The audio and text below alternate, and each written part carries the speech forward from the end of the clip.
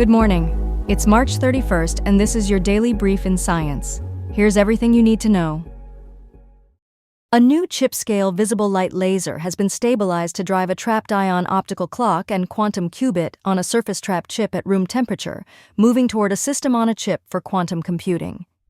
In a University of California, Santa Barbara, University of Massachusetts Amherst collaboration, the team reports 99.6% spam fidelity in state preparation, manipulation, and measurement using fewer control pulses to boost chip-based quantum operation reliability. The stabilized laser and integrated system are designed to be compact, robust, and portable, emphasizing room temperature operation and on-chip integration of laser, ion trap, and control architecture. Funding includes an SNS Career Award awarded to Robert Niffenegger. The findings appear in Nature Communications and are framed around scaling quantum technologies similar to historical advances in classical computing. The work stresses robustness and portability to enable deployment of portable quantum circuits in diverse environments, including space-based platforms and lunar missions, with potential uses in quantum sensing and communication. This integration approach aims to enhance performance and support widespread deployment of integrated quantum photonics across satellites, deep space probes, and other environments for quantum sensing, navigation, and fundamental physics experiments. Professor Daniel Blumenthal notes that the work challenges the idea that integration sacrifices quality, signaling a transformative era for practical portable quantum devices. The project emphasizes that integration can boost coherence and fidelity, enabling robust portable quantum photonics across varied applications. It represents a paradigm shift toward integrated photonics that improves coherence and accessibility of quantum technologies. Aiming to shrink bulky quantum optics setups to roughly the size of a deck of cards, the work targets robustness, portability, and scalability for field deployments, including satellites. The approach mirrors classical computing scaling via photonic integration, with a goal of millions of qubits on a compact platform. A new data push from ALNYLAM at ACC.26 shows Vutrisiran delivering meaningful improvements in health-related quality of life and sustaining benefits across ATTR stages, even in advanced cases with diastolic dysfunction, while real-world data indicate high adherence to quarterly physician-administered dosing. A retrospective real-world study reported 93.8% adherence to Vutrisiran over about 614 days, pointing to strong persistence with the therapy outside a clinical trial.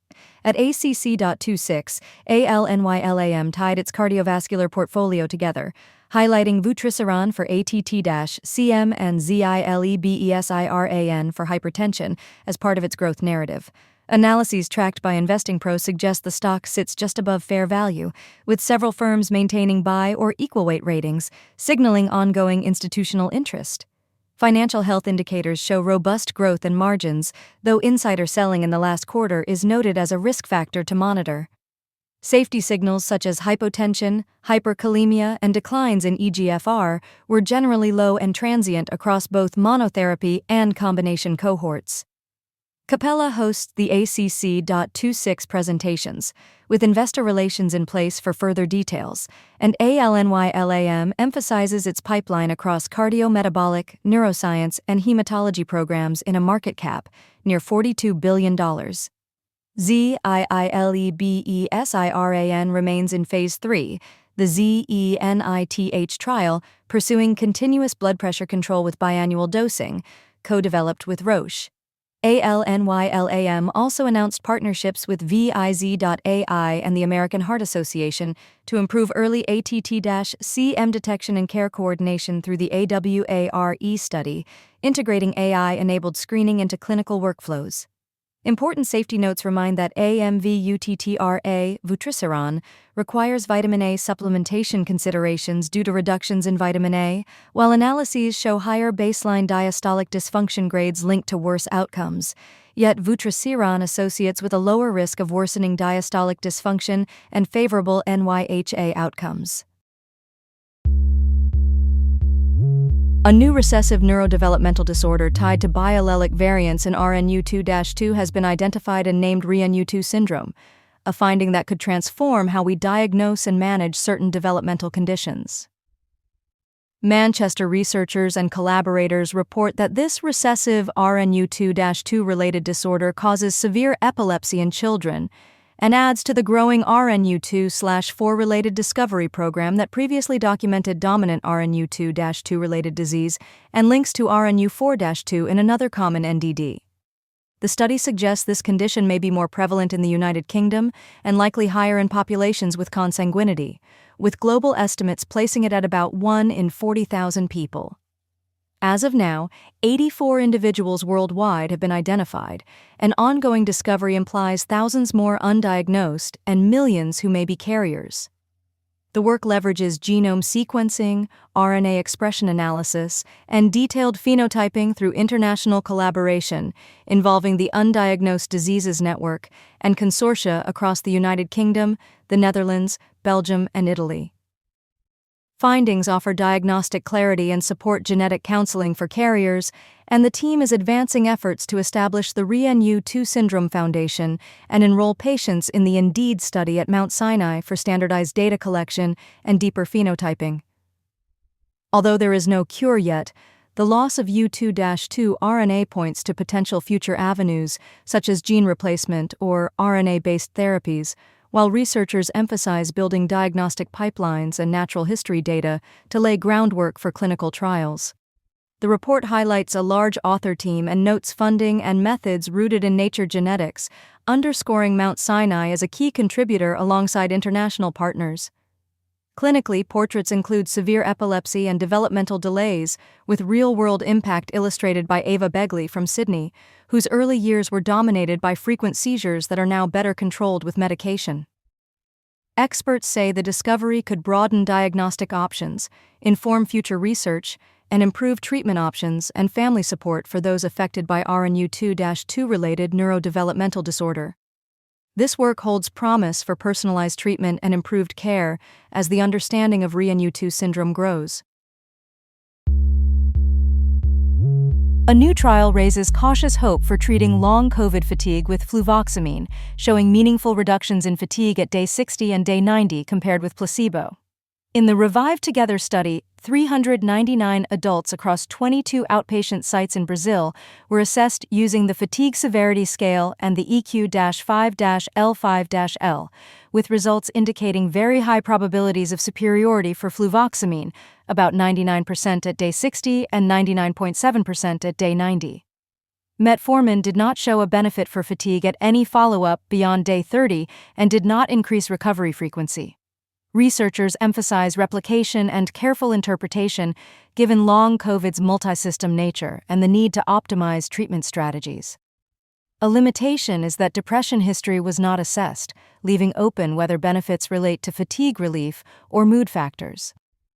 Authors and presenters caution against broad adoption of fluvoxamine for long COVID fatigue until findings are replicated and mechanisms clarified. The study appears in the Annals of Internal Medicine, with authors noting that long-term effects are unknown and replication is needed. Generalizability may be limited since the sample was predominantly female and Hispanic/Latino, with a mid-40s average age and no follow-up beyond 90 days. An accompanying Harvard-led study outlined 8 long COVID symptom groups to illustrate the condition's diversity and progression. Other treatments under investigation, low-dose naltrexone, aripiprazole, sulodexide, and antivirals like nirmatrelvir/ritonavir remain limited in evidence, with guidelines favoring supportive care.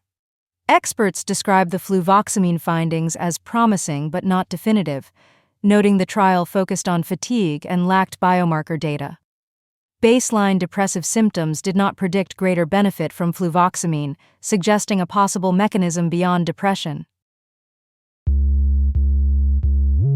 A comprehensive Australian-led review of literature from 2017 to 2025 finds that vaping likely causes DNA changes and tissue damage in the respiratory tract and shifts in the oral microbiome that could raise cancer risk. The assessment notes case reports of oral cancer in vapors and animal studies showing lung cancer and bladder changes after exposure to e-cigarette aerosols. It argues vaping is not a safe alternative to smoking and is likely to contribute to oral and lung cancer, challenging the idea that it's safer or a cessation aid. Regulators are urged to treat vaping as a health issue rather than a harmless substitute, with emphasis on protecting youth and imposing stronger controls on access and marketing. Experts urge cautious interpretation of vaping safety and advocate proactive steps to reduce dual use and prevent cancer, especially among younger populations. Many studies compare vaping to smoking rather than assessing vaping's standalone risk, prompting calls to evaluate vaping independently. The lead author states vaping is not an alternative to smoking or drugs and is dangerous, challenging the notion of safety or utility as a cessation aid. Another keynote reinforces that vaping is hazardous in its own right and should not be considered a safe substitute. The article foregrounds health concerns linked to vaping rather than promotional content, highlighting potential risks.